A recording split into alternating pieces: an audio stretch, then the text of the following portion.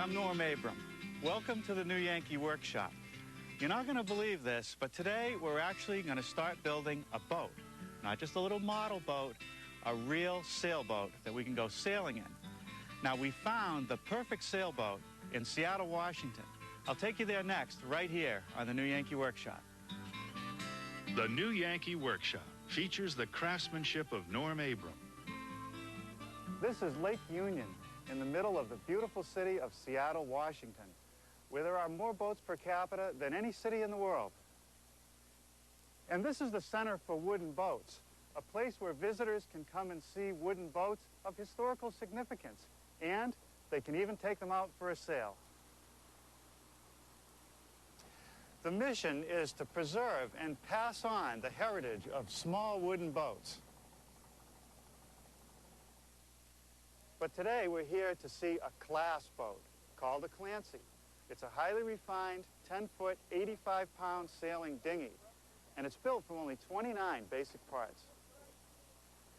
The designer of the boat is this man, Rich Colin. The name of the boat, Clancy, is Rich's dog. Bob Pickett wrote a book about building the Clancy.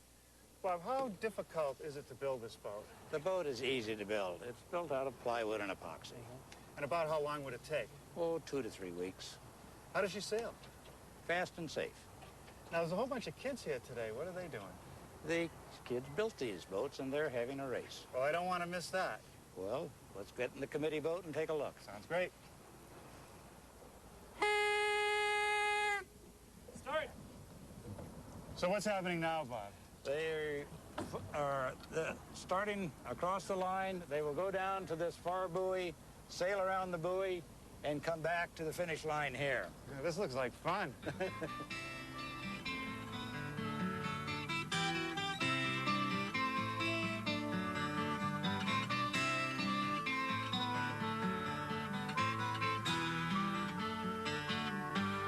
Well, I can tell you this, building a Clancy is a lot of fun. You should allow yourself several days to put it together. And if you decide to build one, a measure drawing is available with the materials list, and you'll hear more about that before this program ends. Now, we're going to take 2 programs to build the Clancy. The first program, I want to get to this point, have the hull just about to this stage. And in the second program, we'll finish it off, rig it, and take it for a sail. Now, we found in our research that in small boat building, just about every one requires some kind of jig to get started. You build the boat, the hull, upside down.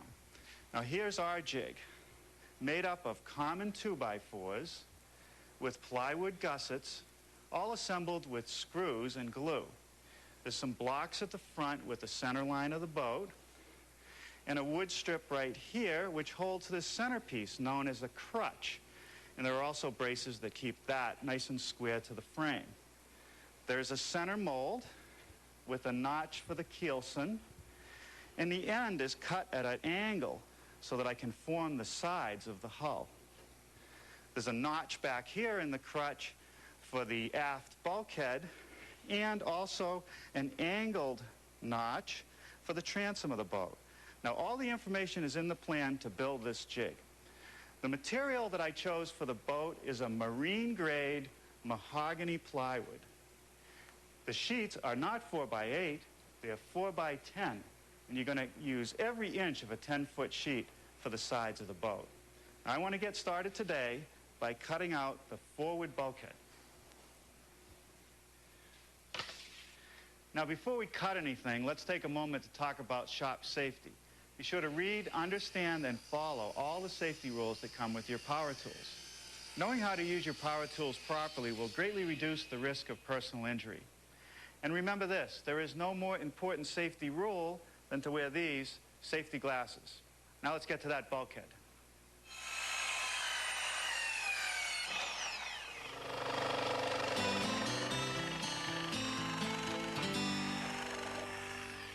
Now I'm ready to install the front bulkhead in the jig.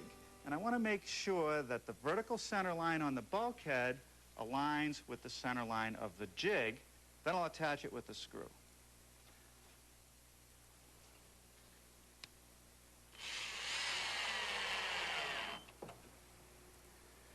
Now for the transom, which is a piece of 1/2-inch marine plywood attached to the jig in the same manner with a couple screws.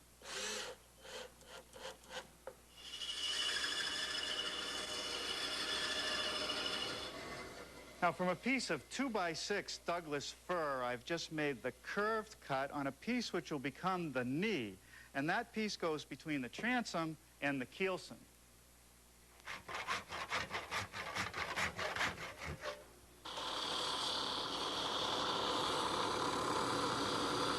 Now I'm going to attach the knee to the transom with a little bit of waterproof glue and some bronze screws. I use the bronze screws so that they can take the corrosive action of the water.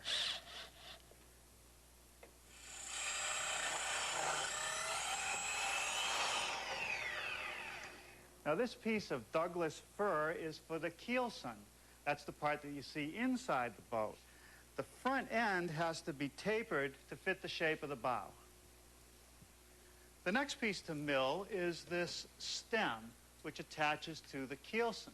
It's a piece of 1¼ inch thick fir that needs to be tapered. To taper it, I'm using my tapering jig, and I've set the angle to the correct point and adjusted the fence.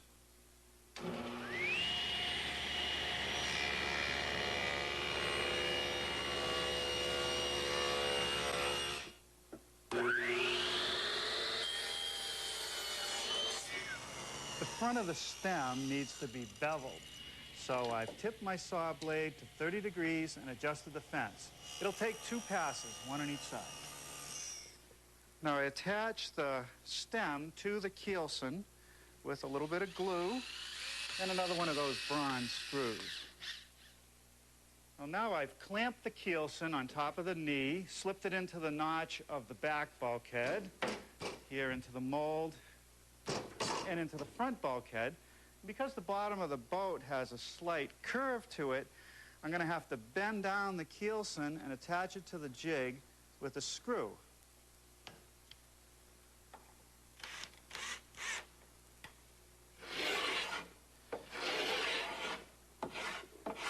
Now I want to bevel the entire bottom edge of the transom so that it's at the same angle as the keelson.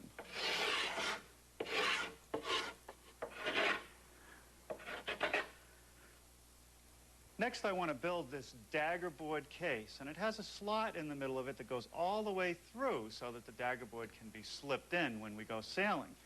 Now, the inside surfaces will not be able to be reached again, so I've prepared them by putting on 3 coats of marine varnish. The first thing I want to do is attach these 1x2 mahogany cleats with some glue and screws. Now, here's what the dagger board case will look like when it's assembled. But I want the joints between the side pieces to be waterproof. So that's where our epoxy system comes in. Epoxies are 2-part glues. There's a resin and a hardener that must be mixed in the right proportion. And I only have about 9 to 12 minutes with each batch, so I have to move fairly quickly. Now, I mix the resin and the hardener first, and then for a bonding operation, I want to add some filler until the glue is about the consistency of mayonnaise. Okay, that seems to be pretty good. Now what I want to do is just butter up the edges with a coat of the epoxy and clamp the pieces together. All right, now I can put the other side on and put some clamps. Now, you don't need too much clamping pressure with epoxy. It's just a firm grip, so these spring clamps will be plenty.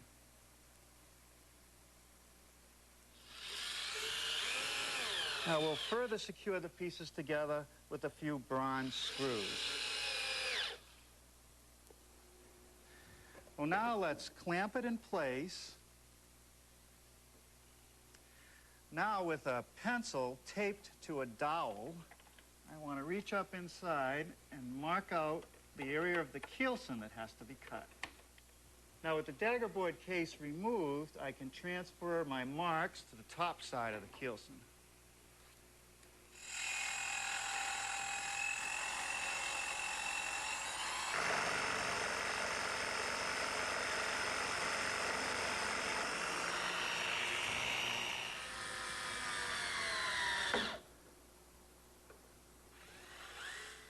Now I've freed up the keelson and daggerboard assembly and mixed up some more epoxy, which I'm going to apply to all the bondable areas. Okay, now I got to carefully set everything back in place, clamp it, and attach the pieces with some screws.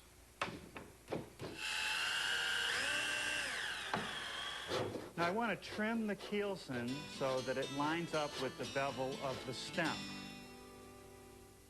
Well, now we're ready to set some bottom panels, and I've applied a bead of the urethane sealant. I want to secure the bottom panels to the keelson with screws every 6 inches. Now I'm using some stainless steel ones because I ran out of ones made of bronze. Because the transom is 1/2-inch plywood, I'm able to secure the bottom with a few screws. The forward and aft bulkheads are made from 1/4-inch plywood, so I can't secure them with screws. I've squared a line from the keelson, and I'm just going to use a spot of hot glue to hold those in place.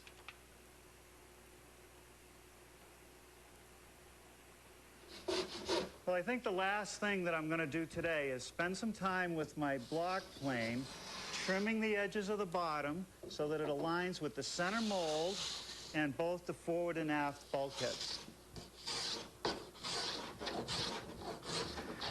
Well, as you can see, I already got started this morning, and I've put on one side, planed it even with the bottom, and rounded over the corners. Let me show you how I go about it. First, I mix up some epoxy, which I'm going to apply right along the stem.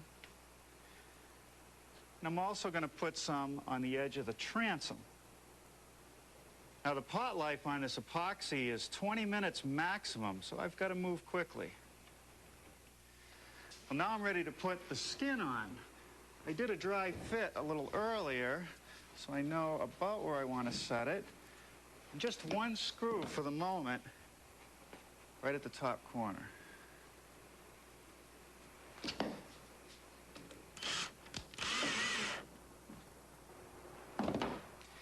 And a spring clamp down at the bottom.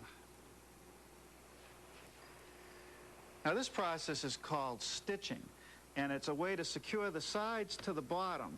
I just use some hot glue about every 8 or 9 inches, hold it in place until it sets, and work my way from the bow all the way to the transom.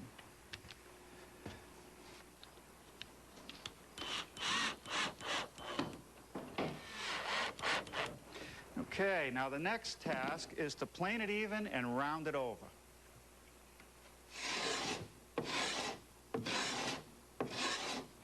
Now I'm just using my block plane to put a 1/4 round radius on all the corners.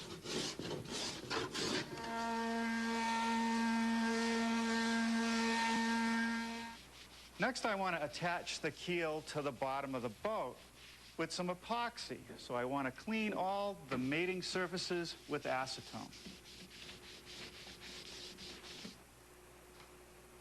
I'm going to pour it right down the center seam,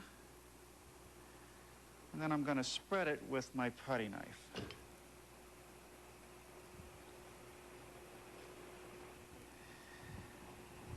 Now the keel is a piece of Douglas fir.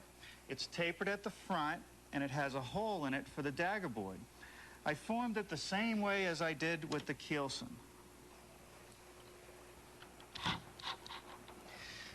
Now this stick acts as a guide to make sure everything is aligned through the daggerboard case.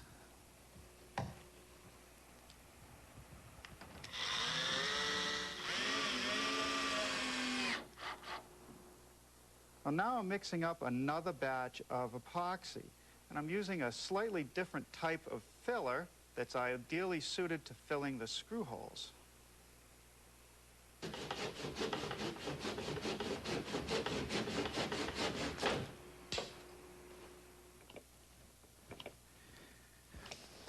All right, more epoxy, but this time I won't use any fillers. Now the idea is to take this 4-inch fiberglass tape and drape it over every seam and tack it in place with some epoxy. Now you'll notice that the epoxy makes the tape clear. In fact, by the time I get done, you won't even know this fiberglass tape's there.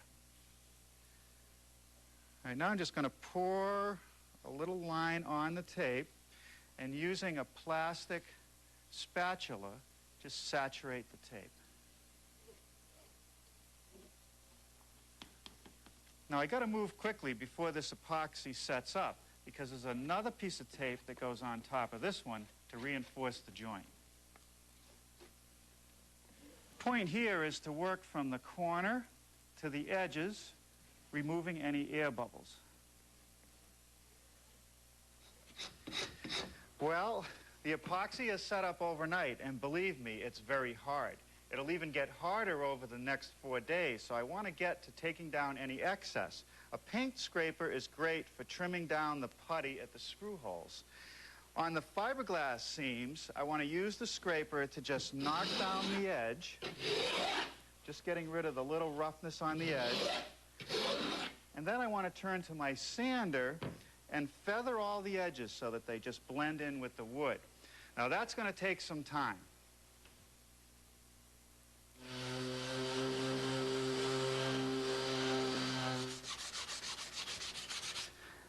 Now I hand sand the corners so that I don't sand through the fiberglass tape. Now on the prototype it took me about 4.5 hours to sand all the seams, and then I put a coat of epoxy sealer on the entire hull. Let me show you what that results in. The fiberglass tape practically disappears and is very smooth. At this stage the hull is ready for additional coats of epoxy, paint, or varnish. 30 minutes of free calls every month for life. Sprint ahead. Now I've just formed a couple pieces of 3/4-inch mahogany for some bulkhead stiffeners. This one goes behind the aft bulkhead. The ends are cut at an angle, actually in both directions, to fit against the sides of the bow. There's a notch in the center for a piece we'll put in later, and a little bit of a cutout to allow for the bulkhead access cover. Now this one goes behind the bulkhead. It not only stiffens it, but it gives me a place to attach the deck structure later.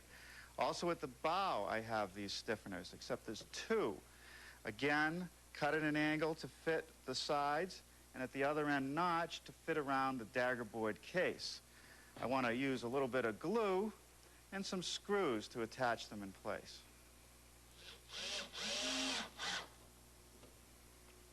Here I'm making a couple partial bulkheads. It's a piece of 1/4-inch plywood with a little block on the back side and a stiffener on the other side. And what I have to do is just glue them on and attach them with screws.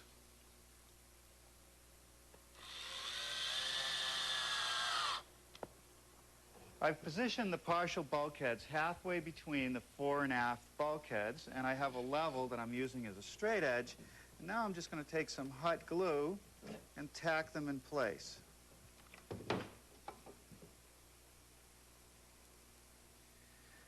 Now here I'm mixing another batch of epoxy with some filler in it so that I can bond together 2 thin pieces of plywood.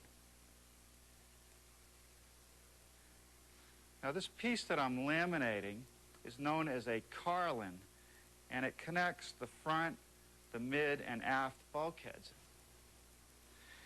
Drop them in the slots at each bulkhead and bend it to the center. That's the reason I'm using 2 pieces of plywood rather than 1, is because if it was 1/2-inch piece I wouldn't be able to bend it this much.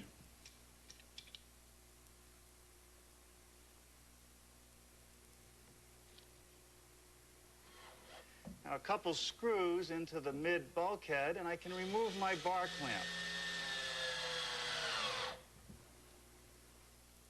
Now what I'm doing is starting a process known as filleting, where the stern meets the bottom or any side meets the bottom. There's a fairly sharp angle. So by using an epoxy mix with a filler in it, I create sort of a cove, and that gives me a much better bonding surface.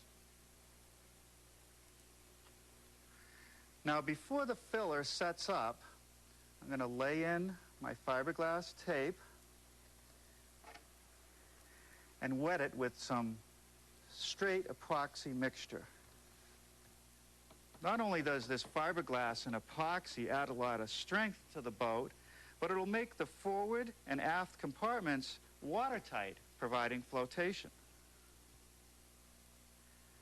Now again, as we did with all the other seams, they're going to get doubled up with another layer of fiberglass. And I got to move quickly because I can't let that resin set up before the tape is in place. This piece of 1/2-inch plywood with the notch in it is the deck beam. And I'm going to start by just hot gluing it in place. This piece is filleted in and covered with fiberglass tape, just like I did in the watertight compartments. Now for the forward king plank. I've set some epoxy in all the mating surfaces, and I'll attach it with some screws.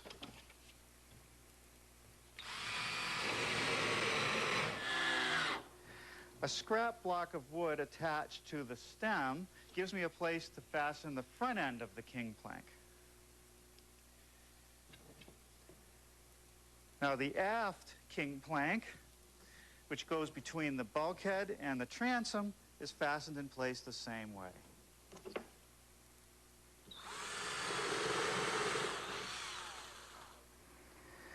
Now for the mast step. I'm putting down some adhesive first. And the mast step is made up of 2 pieces of 3/4-inch plywood with a 2 3/8-inch hole in the middle. And I'm going to attach it to the keelson with some 2 1/2-inch screws.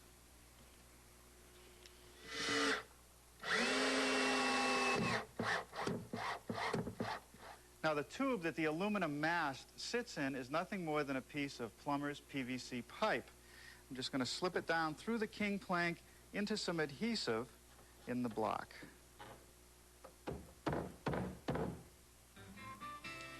Well, that concludes episode 1 of Building a Clancy. Next time we'll